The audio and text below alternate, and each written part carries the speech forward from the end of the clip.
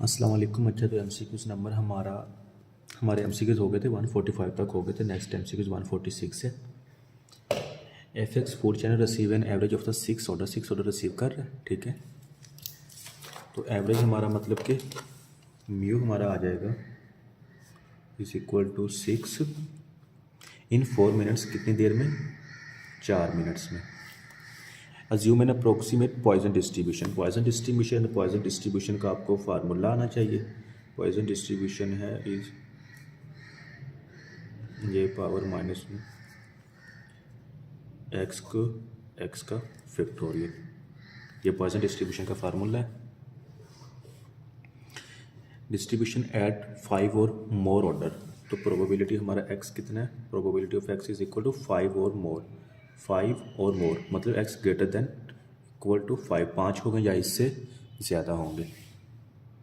Will be receive during the period of 4 minutes. तो मतलब वही 4 मिनट में कितना रिसीव ऑर्डर कर रहा है? 6 ऑर्डर कर रहा है। जस्ट हम लोगों ने वैल्यूज़ पुट करनी है। अच्छा, एक बात इसको मैं पहले भी एक्सप्लेन कर चुका हूँ काफ़ी टाइम वीडियोस में। एक दफ़ा मैं फिर एक्सप्लेन कर देता हूँ, थोड़ा सा इजी मेथड में। आई होप कि आप समझ आ जाएगी। ग्रेटर देन इक्वल का मतलब होता है 5 या इससे ज़्यादा। मतलब हम 6 की वैल्यू फाइंड कर लें, 7 की फाइंड कर लें, 8 की कर लें, ठीक है, 9, 10 कितने की भी फाइंड वर्क कर लें। तो वो दूसरी सूरत हाल ये होती है कि अगर हम इससे लेस दैन मतलब कि x greater than equal to 5, इससे कम कौन सा होगा? 0, 1, 2, 3, 4 इनकी वैल्यूज़ प्लस करें ना तो उसका जो भी आंसर आएगा उसको 1 में से माइनस करें ना तो हमारे पास जो आंसर आएगा वही करेक्ट होगा। मैं सिंपल सी एग्जांपल से बता देता हूँ आपको।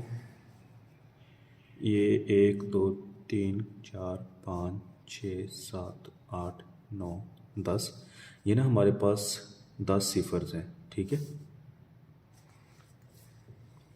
इसमें से मैं आपको कहता हूँ कि टोटल हमारे पास ना 10 हैं, ठीक है। आप दो इनमें से 2 निकाल दो तो जैसे बाकी आपके पास कितना बचेगा तो आप फ़ौरन बता दें कि अगर 10 में से 2 जाएंगे तो पीछे हमारे पास 8 रह जाएंगे। लेकिन अगर मैं आपको कंपेयर इसी तरह कहूँ कि आप इन 10 में से आप लोगों ने 2 को नहीं काउंट करना, बाकी कितने बचते हैं तो आप फिर इसको काउंट करेंगे 1, 2, 3, 4, 5, 6, 7, 8, ठीक है। तो एज़ कम्पेयर टू ये 8 हिस्सों को काउंट करना आपके लिए मुश्किल होगा, ठीक है। और इसको 10 में से सिर्फ 2 निकालें, पीछे 8 बच जाएंगे, ये आंसर हमारे लिए देना आसान है। यही मतलब इसका बनता है x greater than equal to 5 है। अगर मैं आपको कहूँ कि इससे ऊपर जाने की जगह अगर आप एक्स लेस देन 5 कर लें मतलब 0, 1, 2, 3 और 4 इन चारों की वैल्यू निकाल लें और टोटल हमारे पास मिसाल के तो यहाँ पे जैसे 10 थे, 10 में से हम 4 की वैल्यू फाइंड कर ले, 1, 2, 3, 4 काउंट कर लेते हैं, ठीक है। उस 10 में से 4 निकालेंगे, पीछे हमारे पास 6 ऑटोमेटिक आंसर आ जाएगा। एक तो सूरत हाल ये है। दूसरी सूरत हाल हमारे पास ये है कि इन 4 को छोड़ के हम पहले 6 काउंट कर लें, 1, 2, 3, 4, 5, 6। तो अब 6 काउंट करना आसान है कि 4 काउंट करना आसान है हमारे लिए? एज़ कम्पेयर टू 6 4 काउंट करना आसान है, 4 से 5 तक।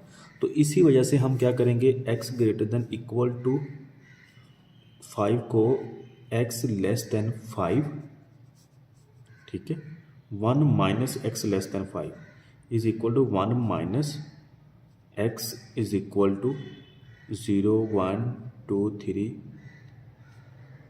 4 और 5 इनकी वैल्यूज़ को 1 में से माइनस करें, हमारा एग्जैक्ट आंसर आ जाएगा, ठीक है। पॉइसन डिस्ट्रीब्यूशन का हमारे पास फार्मूला अवेलेबल है। Probability of x greater than equal to 5 is equal to किसके बराबर है? ई हमारे पास कितना है?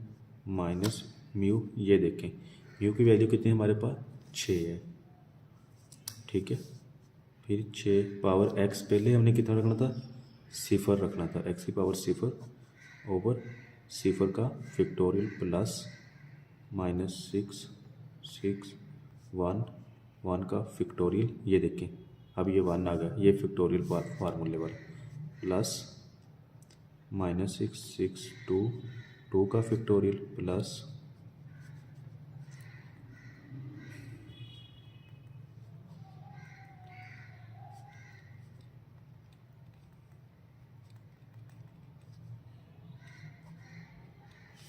हमने 4 तक फाइंड करना था, 0 से लेकर 4 तक फाइंड कर लिया और इस होल रकम को 1 में से माइनस कर देना है। तो इसको थोड़ा सा इजी कर लेते हैं।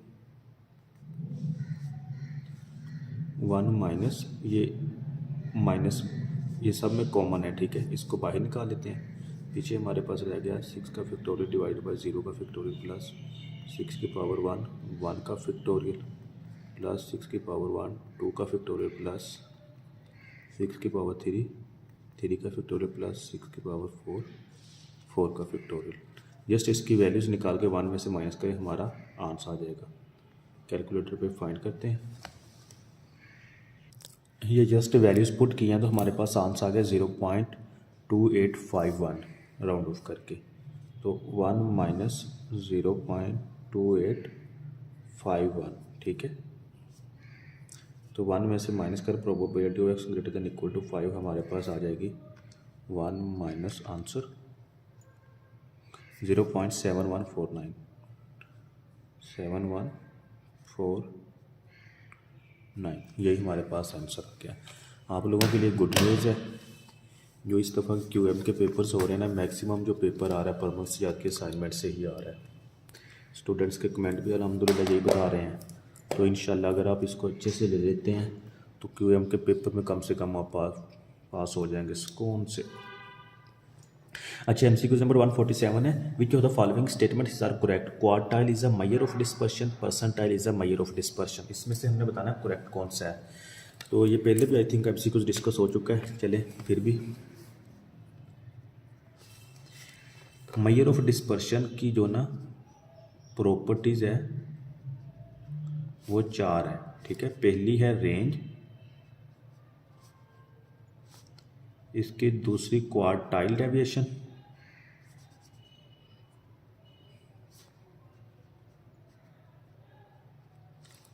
तीसरी है मेन डेविएशन